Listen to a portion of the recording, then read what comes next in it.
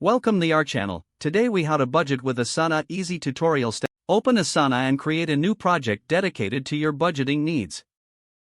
Name your project something identifiable, like monthly budget.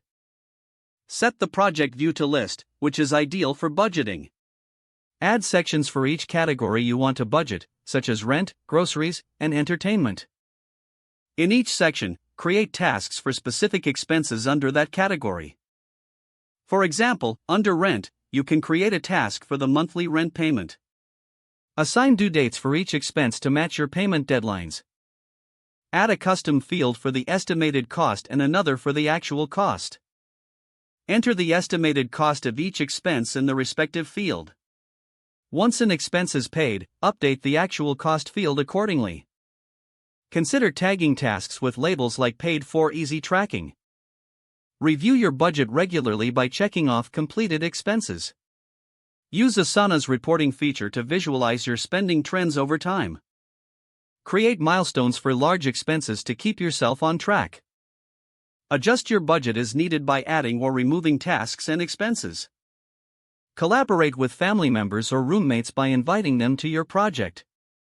Make it a habit to review your budget weekly or monthly to stay on top of your finances.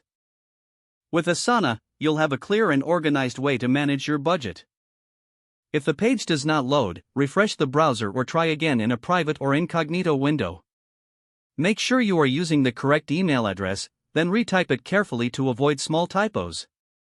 If your password is not accepted, use the reset option and create a new strong password you can remember. Check your spam folder for verification or security emails, then complete any requested confirmation steps.